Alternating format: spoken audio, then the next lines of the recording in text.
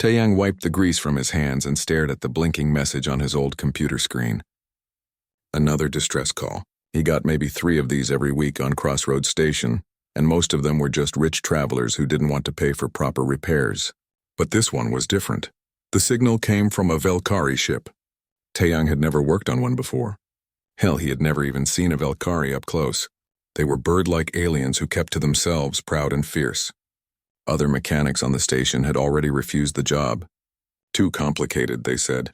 Too dangerous. Taeyang looked around his small workshop. Tools hung on every wall. Half-finished projects covered the workbenches. This place was his whole life now, ever since his parents died. He lived alone, worked alone, and that was fine.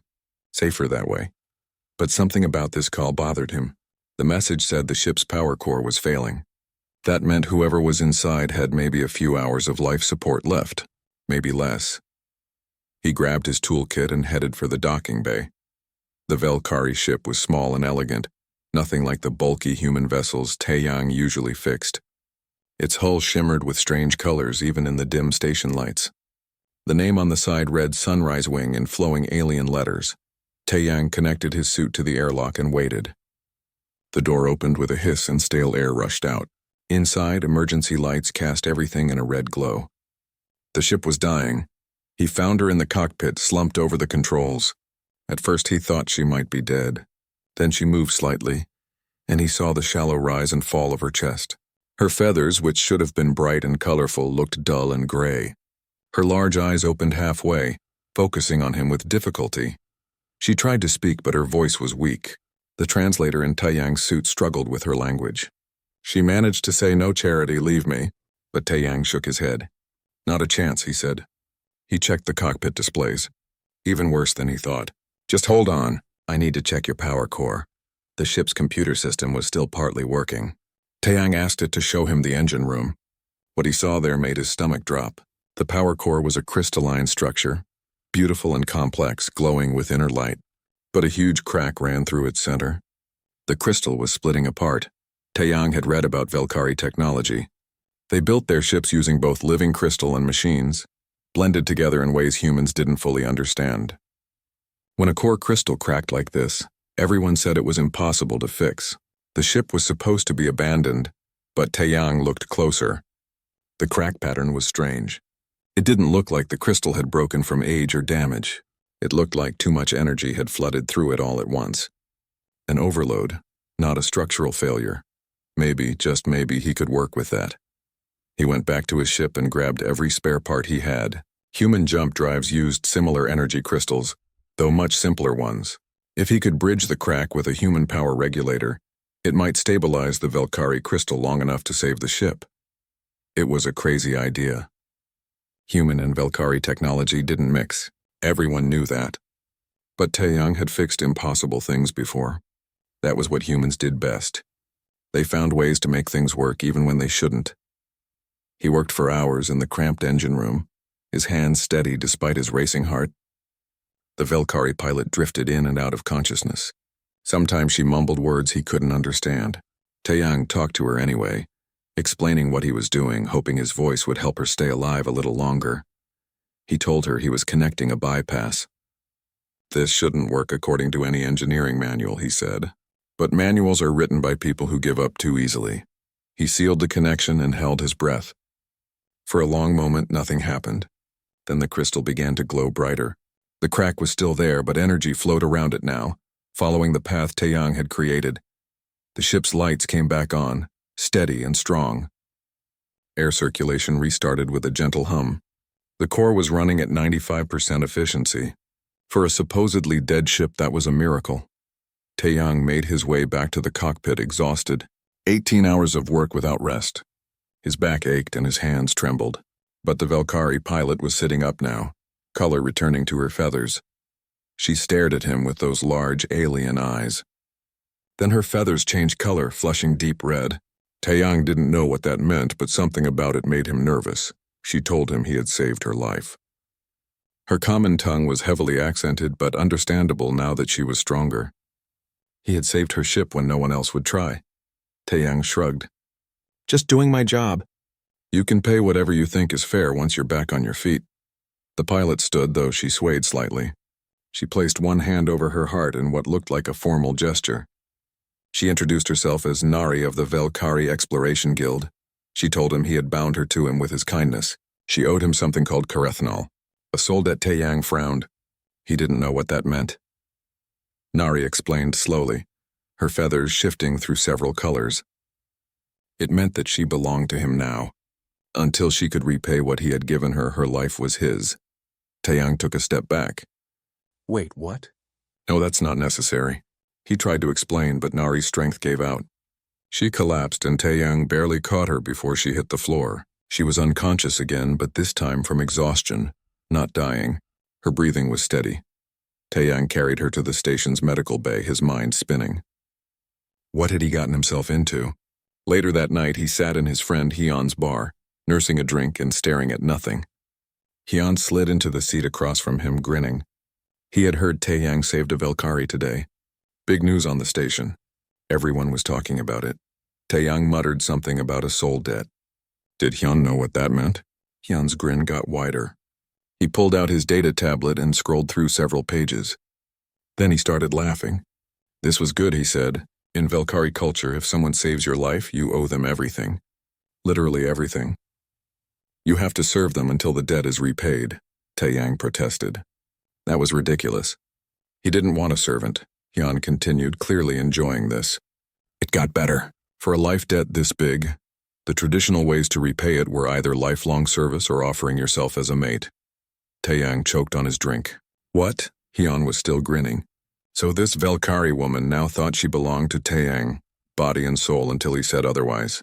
How did it feel to accidentally acquire an alien who was honor-bound to do whatever he wanted? Taeyang put his head in his hands. All he had wanted to do was fix a ship, save a life, do the right thing. How had that turned into this complicated mess? Somewhere in the medical bay, Nari was recovering, probably already planning how to fulfill her obligation.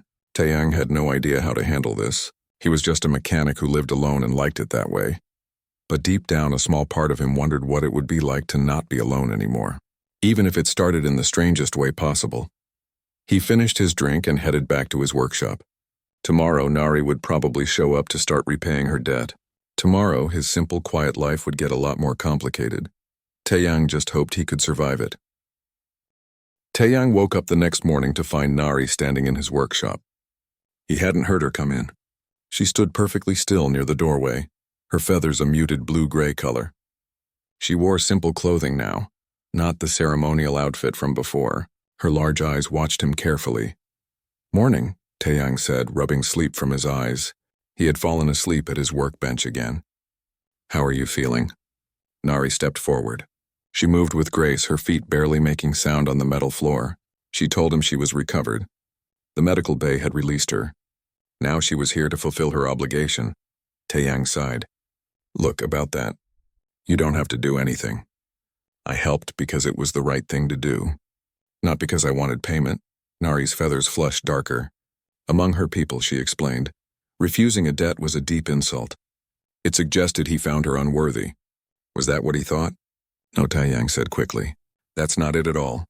I just don't think you owe me your life, but Nari was firm. The debt existed whether he accepted it or not. She would stay until it was paid. That was her culture, her honor. He could not take that from her. Taeyang realized he wasn't going to win this argument. Fine, he said, but you're not my servant. If you want to help around the workshop, that's okay. But as a partner, not as someone who owes me. Nari's feathers shifted to a lighter shade. She agreed, though Taeyang could tell she didn't fully understand the difference. To her, any service was still paying the debt. The first few days were awkward. Nari worked tirelessly, taking on even the smallest tasks. She organized tools, cleaned equipment, and studied human technology with intense focus. She barely slept, eating only when Taeyang forced her to take breaks. Taeyang found himself worrying about her. She pushed herself too hard. One evening, he found her asleep at a workbench, her head resting on her arms. Her feathers had dulled again from exhaustion. He gently woke her and made her go to the small room he had cleared out. You need rest, he told her. The debt won't disappear if you kill yourself trying to pay it. Nari looked at him with those large eyes. Why do you care? She asked quietly. Because, Taeyang said, then stopped. He wasn't sure how to explain it. Because I don't want you to hurt yourself. Just get some sleep. After a week, things started to change. Nari began to relax slightly. She still worked hard, but she talked more. During late nights in the workshop, they shared stories. Nari told him about her home world, a place with crystal cities and ancient traditions. She had chosen to be an explorer because she wanted to see the galaxy, not just serve her family's expectations. But that choice had disappointed her parents. Taeyang told her about his parents, how they had run a small repair station until pirates attacked. He had been away, learning advanced engineering on another station. By the time he got the message, they were already gone. Nari listened carefully. She said she understood loneliness. Even surrounded by her people, she had always felt apart. Different me too, Taeyang admitted. It's easier to work with machines. They don't judge you. They don't leave. Nari's feathers shifted to a warm gold color. Taeyang was learning to read these changes. Gold meant she felt comfortable, safe. They worked well together. Nari had knowledge of alien systems that Taeyang lacked. When a Centauri merchant brought in a damaged engine, Nari knew exactly what type of crystal it needed. When Taeyang improvised a solution for a Draxan freighter, Nari helped adapt it using techniques from her own people. Business improved. Word spread about the human and Velkari team who could fix anything. More clients came. Some species respected the Velkari more than humans, making negotiations easier. The money was better than Taeyang had ever made alone. But then Nari's brother arrived. Kieran stormed into the workshop one afternoon, his feathers dark with anger. He was taller than Nari, his features sharp and aggressive. He spoke rapidly in their language. Nari responded in kind, her voice rising. Taeyang didn't need a translator to understand they were arguing. Finally, Kieran turned to Taeyang. He switched to common tongue, though his accent was thicker than Nari's. You take advantage of my sister, he said. You keep her here like a slave. Taeyang stood up. I didn't ask her to stay. I told her she doesn't owe me anything. Kieran stepped closer. Humans don't understand honor. You shame her by making her work for you. Nari moved between them. Her feathers blazed red and orange. She spoke firmly to her brother in their language. Whatever she said made Kieran freeze. She turned to Taeyang, speaking common tongue so both could understand. My brother thinks he protects me, but I choose to be here. The debt is real, and Taeyang treats me with more respect than many of our own people ever did. Kieran looked shocked. To hear his sister defend a human, especially over her own brother, was clearly unthinkable. He left without another word, but his expression promised this wasn't over. That night, after they closed the workshop, Nari sat quietly for a long time. Taeyang worked on organizing parts, giving her space. Finally, she spoke. I am sorry. My brother should not have come here. He's worried about you, Taeyang said. I get that, Nari shook her head. He is worried about our family's reputation. I have brought shame by owing a debt to an outsider. Taeyang put down the tool he was holding. Look, if this is causing you problems with your family, maybe you should go home. I'll tell everyone the debt is paid. We can end this. Nari's feathers flashed bright red. No. Her voice was stronger than he had ever heard it. I don't want to. The words hung in the air between them. Taeyang stared at her. What? Nari stood and walked closer. Her feathers shifted through multiple colors. I began this because of obligation. But these past weeks, working with you, talking with you, this has been the happiest I have felt in years. I stay now not because I must. I stay because I want to. Taeyang felt his heart beating faster. He had been trying to ignore his own growing feelings. Having Nari around had made his workshop feel less like a lonely workshop and more like a home. But he had told himself it was one-sided, that she was only here out of duty. So what does that mean? He asked quietly. Nari's feathers settled into a soft blue gold. It means I would like to stay. Not as someone paying a debt, as someone who chooses to be here. If you will have me. Taeyang smiled. Yeah, I'd like that. They stood there for a moment, neither quite sure what came next. But something had changed between them. The debt was still there in name, but now there was something else too. Something that felt like the beginning of friendship. Maybe more. The next morning, Hyun stopped by with coffee and a knowing grin. So, he said, I hear you and your Velkari friend defended each other against her brother yesterday. Taeyang took the coffee. News travels fast. Hyun laughed. This is a space station. Everything travels fast. But seriously, are you two, together? It's complicated, Taeyang said. Hyun's expression grew more serious. Just be careful. Valkyrie take relationships very seriously. If this is more than friendship for either of you, there will be consequences. Cultural ones. Political ones, Taeyang nodded. He knew Hyun was right, but watching Nari work across the room, her feathers catching the light, he found he didn't care much about complications anymore. Whatever came next, they would face it together. 3 months passed. Taeyang and Nari fell into a comfortable rhythm. They worked together during the day, taking on increasingly complex repair jobs. At night, they shared meals and talked about everything from engine designs to childhood memories. The workshop that had once felt empty now felt alive. Nari had moved into the small apartment above the workshop. Officially, she said it was convenient, but Taeyang noticed she decorated it with small touches that made it feel like home. Plants in the window, Valkyrie artwork on the walls, a comfortable chair where she liked to read. They hadn't talked about what they were to each other. Friends? Definitely. Partners, certainly. But sometimes Taeyang would catch Nari watching him with an expression he couldn't quite read. And sometimes he found himself thinking about her in ways that went beyond friendship. One day, a lucrative job offer came in. A mining station in a remote system needed emergency repairs. The station's reactor was failing, and if it went critical, 50 miners would die. The pay was excellent, enough to set both of them up for years. But the job was dangerous. The reactor could explode at any moment. Most repair crews had already refused. Taeyang looked at Nari across the workshop. Your call. It's risky. Nari's feathers brightened to a determined orange. 50 lives are worth the risk. We should go. They took Taeyang's ship, the Wanderer, a beat-up freighter he had modified over the years. The journey to the mining station took 3 days. During that time, Taeyang and Nari worked closely in the small ship planning their approach. The mining station looked bad when they arrived. Hull damage from recent asteroid impacts. Emergency lights flickering. The station commander, a grizzled woman named Jisoo, met them at the dock. She looked exhausted. Thank the stars you came, Jisoo said. 2 more crews turned us down. Said it was too dangerous. The reactor could blow any minute. Show us, Taeyang said. The reactor room was worse than the report suggested. Heat poured from damaged cooling systems. Warning lights flashed everywhere. The main containment field was at 30% and dropping. Taeyang studied the setup. This is bad. We need to rebuild the cooling system and reinforce the containment field at the same time. One person working alone can't do it fast enough. Nari examined the controls. I can handle the containment field. You work on cooling. We coordinate timing. They worked for hours in the sweltering heat. Taeyang rerouted coolant lines while Nari carefully adjusted energy flows to keep the containment stable. They communicated constantly, each move depending on the other's success. It felt like fighting a losing battle.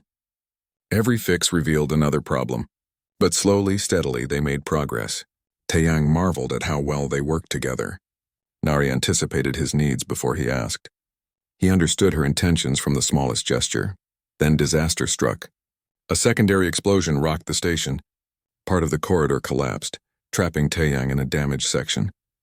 His communicator crackled with static. Nari's voice came through, urgent and worried. She was asking if he was hurt. I'm okay, Taeyang said, coughing from the dust, but I'm trapped. The corridor collapsed. You need to finish the repairs alone. There was silence on the other end. Then Nari spoke, her voice steady but intense. No, I'm coming for you. That's crazy, Taeyang said. If you leave the containment field controls, the reactor could blow. Just finish the job. I'll find another way out. But Nari had already left her post. Taeyang could hear her through the walls, moving through damaged corridors. She was fast and agile, using her Valkyrie abilities to navigate spaces humans couldn't easily cross. She found him 10 minutes later, squeezing through a gap in the debris. Her feathers were singed from heat and dust, but her eyes blazed with determination. Why did you do that? Taeyang demanded. The reactor is still failing. Nari grabbed his arm, helping him through the gap. I will not leave you to die. Not for any reactor. Not for anything. They made it back to the reactor room together. The containment field was down to 15%. Critical failure was imminent. They had minutes, maybe less. We worked together, Nari said. Or we failed together. Taeyang nodded. He took one side of the reactor controls. Nari took the other. They worked in perfect synchronization, their movements coordinated like a dance. Every action by one was matched by the other. The containment field hit 10%. 5%. Warning alarms screamed. Then with one final adjustment, the field stabilized. The cooling system engaged.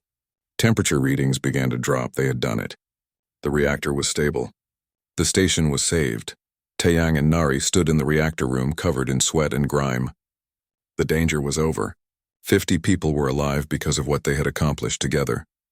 Taeyang looked at Nari. "Why did you risk yourself for me? We could have both died." Nari's feathers shifted through colors, finally settling on a deep crimson. "Because I love you." The words came out simply, without hesitation. Taeyang felt like the ground had shifted under him. "What?" Nari stepped closer. "I began this journey because of debt. But I stay because of this. Because when I thought you might die, nothing else mattered. Not honor, not duty. Only you." Taeyang reached out, taking her hand. Her skin was warm, her feathers soft under his touch. "I was afraid to say anything. I thought you only stayed because of obligation. I didn't want to take advantage." Nari laughed, a sound like music. "Foolish human. I choose you. Every day I choose you." He pulled her close, and they kissed there in the damaged reactor room. It wasn't romantic by any standard measure. They were filthy, exhausted, and surrounded by alarms. But it felt perfect. When they finally pulled apart, Nari's feathers glowed with colors Taeyang had never seen before. Gold and silver and brilliant blue. He would learn later these colors meant pure joy. The station crew celebrated their success.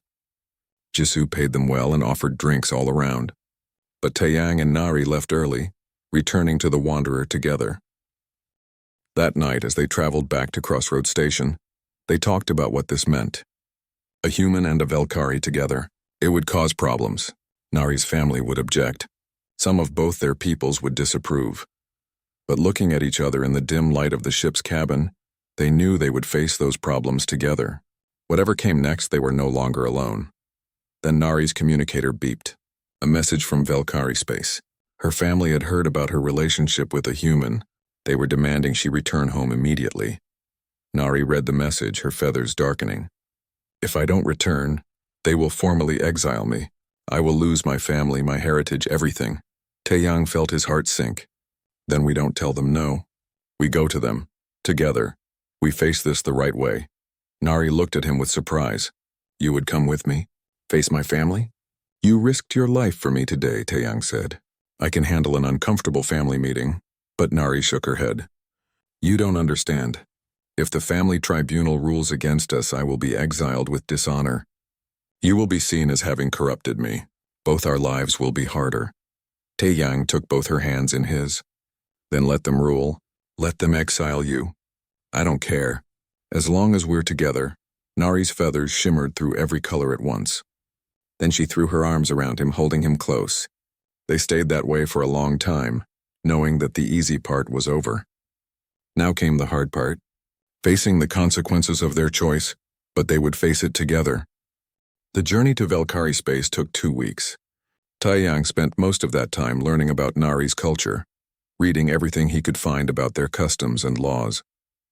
Nari taught him basic phrases in her language, though his human tongue struggled with some of the sounds. As they approached the Velkari homeworld, Taeyang understood why Nari spoke of it with such awe. The planet glowed like a jewel in space, its cities visible even from orbit. Crystal structures reached toward the sky, catching and reflecting light in ways that seemed impossible. His small ship looked out of place among the elegant Velkari vessels. Every ship they passed was a work of art, flowing lines and shimmering hulls. The Wanderer was just a beat-up freighter with mismatched repair patches. Nari guided him to a landing platform near her family's residence. As they stepped off the ship, dozens of Velkari stopped to stare. Taeyang felt very aware of being human here. He was shorter than most Velkari, his skin bare instead of covered in feathers, his movements clumsy compared to their grace. Nari's family home was beautiful. Crystal walls, gardens with plants Taeyang had never seen, artwork that seemed to move in the light. But the atmosphere was cold. Nari's mother, Bora, stood at the entrance. She was tall and regal, her feathers a dignified silver and white. Her large eyes studied Taeyang with obvious disapproval. She spoke in the Velkari language, not bothering to use common tongue. Nari translated quietly. She says I should not have brought you here, that you do not belong. Taeyang kept his expression neutral. Tell her I came because I respect Nari and her family. I want to do this properly, Nari translated. Her mother's feathers darkened, but she stepped aside to let them enter. The tribunal was held the next day in a formal chamber. 7 elders sat in judgment, including Nari's parents. Elder Sora, who Taeyang had met before on Crossroad Station, was also present. She gave him a small nod of acknowledgement. The proceedings were conducted entirely in the Velkari language. Taeyang sat quietly while Nari's family spoke. He caught some words he recognized, but most of it was lost on him. He felt helpless, unable to defend himself or understand what was being said. After an hour, Elder Sora finally spoke in common tongue, addressing Taeyang directly. Nari's family questions whether a human can understand the weight of what has happened. They ask if you coerced their daughter into this relationship. Taeyang stood. May I speak? Elder Sora nodded. The other elders listened with varying degrees of interest or hostility. I will not pretend to fully understand Velkari honor culture, Taeyang said. I am human. My people think differently, but I understand love. I understand choosing someone because they make your life better. That is what Nari and I have, he continued. When I repaired her ship, I expected nothing in return. When she insisted on staying because of the debt, I told her to leave. I never wanted a servant, but over time we became partners, friends, and then something more. That was her choice as much as mine. Nari's mother spoke sharply. Elder Sora translated. She says you cannot possibly love Nari the way a Velkari would, that your relationship diminishes her. Taeyang felt anger rise but forced it down. Maybe I can't love her the way a Velkari would, but I love her the way I can, with everything I have. And if that is not enough for you, if you want to exile her, then exile me too, because I am not leaving her. The chamber fell silent. Then Nari stood. She spoke in her own language, her voice clear and strong. Her feathers blazed with color. She spoke for several minutes while the elders listened. When she finished, Elder Sora spoke quietly. Nari has declared that Taeyang taught her what true honor means. Not following tradition blindly, but making choices that respect both herself and others. She says the debt is paid, but what remains between them is genuine. Elder Sora looked at the other tribunal members. She then formally requests to be released from family obligations, so she may forge her own path. The elders deliberated for hours. Taeyang and Nari waited in a side chamber. She held his hand, her feathers cycling through worried colors. Finally, they were called back. Elder Sora delivered the verdict. The tribunal cannot approve this union. It violates too many traditions. However, they acknowledge that Nari fulfilled her life debt through service, and that her continued presence with Taeyang is voluntary. She paused. Therefore, Nari is granted voluntary exile with honor. She may leave Velkari society, but is not condemned as one who has abandoned her people. She may not return as a full member unless circumstances change. It was a compromise. Not approval, but not complete rejection either. Nari could leave with dignity, though at a cost. That evening, Nari's mother requested a private meeting. She and Nari spoke in their language for a long time. Taeyang waited outside, giving them space. When Nari emerged, her eyes were wet. She carried a small box. Her mother had given her a family heirloom, a crystal pendant that had been passed down for generations. It was an acknowledgement that while Nari was leaving, she was still family. Kiran found Taeyang before they left. The younger Velkari looked uncomfortable but determined. He spoke in halting common tongue. I was wrong about you. You make my sister happy. That is what matters. Taeyang shook his hand. Thank you. That means a lot. Kiran managed a small smile. I will visit sometimes. Make sure you are treating her well. As they prepared to leave the Velkari homeworld, Taeyang watched Nari look back at the crystal cities one last time. She was giving up so much to be with him. Are you sure about this? He asked quietly. You still have time to change your mind. Nari turned to him, her feathers showing every color of determination and love. I have never been more certain of anything. My home is not a place. It is with you. They boarded the Wanderer together, as the ship lifted off, leaving the beautiful planet behind. Taeyang felt the weight of what Nari had sacrificed. But he also felt something else. Hope. They had faced the tribunal. They had confronted tradition and culture, and they had emerged together, free to build whatever life they wanted. The path ahead would not be easy. They would face prejudice from both species. There would be challenges neither could yet imagine. But as Nari settled into the co-pilot seat and took his hand, Taeyang knew they would face it all together. The stars stretched out before them, infinite and full of possibility. 6 months after leaving the Velkari homeworld, Taeyang and Nari stood in their new office on Crossroads Station. The sign above the door read Horizon Engineering in both Common Tongue and Velkari script. What had started as a small workshop had grown into something bigger. Their reputation had spread across the sector. A human Velkari team that could solve impossible problems. They specialized in blending different species technologies, creating solutions that worked better than either approach alone. The apartment above the office had become their home. It was a mix of both their cultures, human furniture and Velkari art, earth plants and crystal sculptures, a place that belonged to neither species entirely but to both of them together. One morning, a message arrived that would change everything. A joint human Velkari project to build the first integrated colony ship. They wanted Horizon Engineering to lead the technical design. It was the biggest project either of them had ever been offered.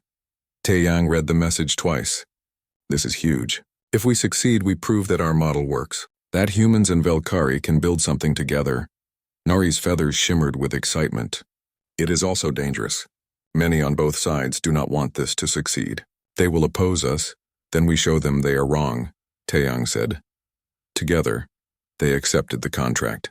The work was harder than anything they had done before. They needed to build a team of engineers from both species who could work together. Most engineers were used to either human or Velkari methods, not a hybrid approach. Heon became their project coordinator. His skills at connecting people proved valuable. Surprisingly, Kieran volunteered to join the team. Nari's brother had become an advocate for human Velkari cooperation, impressed by what his sister had achieved. The team assembled slowly. Some joined because they believed in the vision. Others came because they were outcasts in their own societies like Taeyang and Nari had been. Engineers who thought differently. People who did not fit the mold. The first major problem nearly destroyed the project. Human and Velkari life support systems operated on completely different principles. Human systems focused on redundancy and mechanical reliability. Velkari systems used biomechanical integration and elegant efficiency. The two approaches would not work together. Every solution the team tried failed. Weeks passed with no progress. Team members argued. Some wanted to give up, to admit the project was impossible. Taeyang and Nari worked through the night trying one approach after another.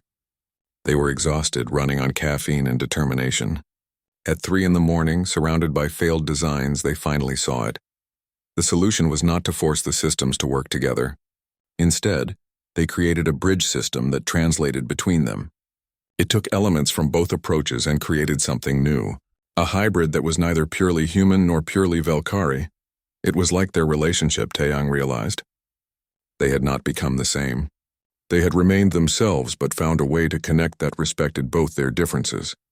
When they presented the solution to the team, there was silence.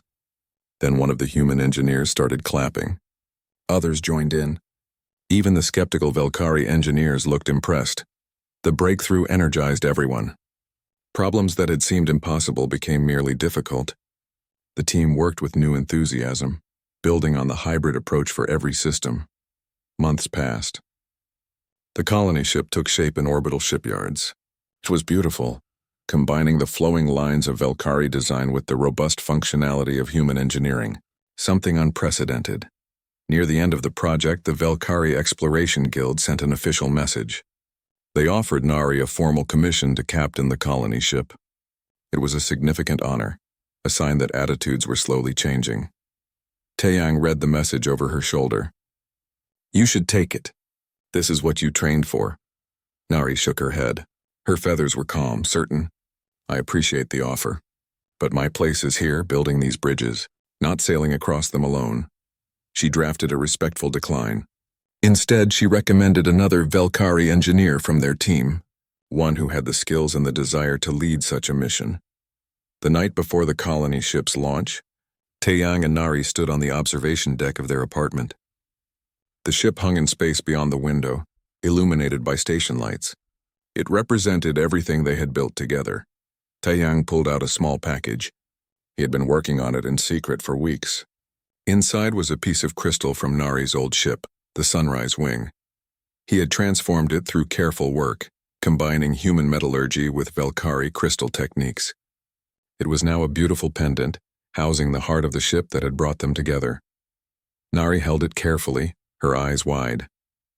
"This is beautiful. It is where we started," Taeyang said. "That impossible repair that should not have worked. Just like us." Nari's feathers glowed with emotion. She reached into her own bag and pulled out a wrapped package. Inside was a star chart, showing every system they had traveled together. At the center, marked with a special symbol, was Crossroads Station.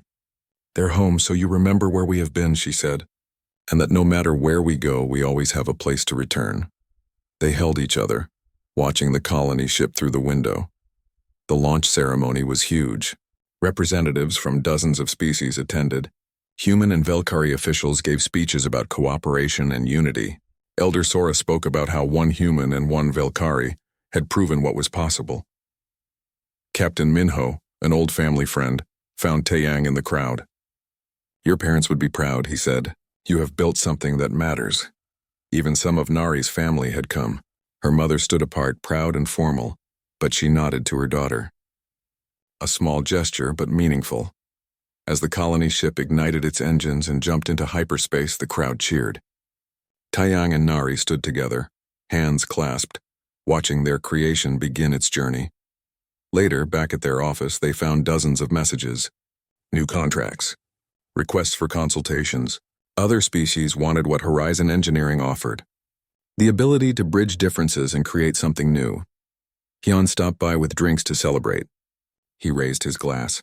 "To the most unlikely partnership in the galaxy. May you continue to prove everyone wrong." 5 years later, Horizon Engineering had grown into a respected firm with multiple mixed-species teams. They had offices on 3 stations and a reputation that extended across known space. Taeyang and Nari now spent time training the next generation. Young engineers, both human and Velkari, who wanted to learn their approach, how to respect differences while finding common ground, how to build something greater than either species could alone. One morning, a message arrived from the colony they had helped create. It was thriving beyond all projections. Humans and Velkari living and working together. They were naming their first locally built ship the Sunrise Wing, in honor of the ship that had started everything. That evening, Taeyang and Nari worked late in their workshop, just like old times. A new impossible problem sat before them, one that would require all their combined skills to solve. Nari's feathers glowed with colors of contentment and determination. She looked at Taeyang across the workbench, the same way she had looked at him that first day when he saved her ship. "Do you ever regret it?" she asked. "Taking on that repair job? All the complications that followed?" Taeyang smiled. "Not for a second. Best decision I ever made. Even when I tried to repay you with myself." Nari's feathers sparkled with amusement. "Especially then," Taeyang said, "because I didn't say no." They returned to work side by side, building solutions to impossible problems. Outside their window, ships came and went from Crossroads Station. Some human, some Velkari, some from species neither had encountered before. The galaxy was changing. Slowly, one connection at a time. And at the heart of it, in a workshop on a neutral station, a human and a Velkari proved every day that the best way to repay kindness was not with obligation or duty. It was with choice, with partnership, with love, and with the simple act of building something together that neither could have built alone.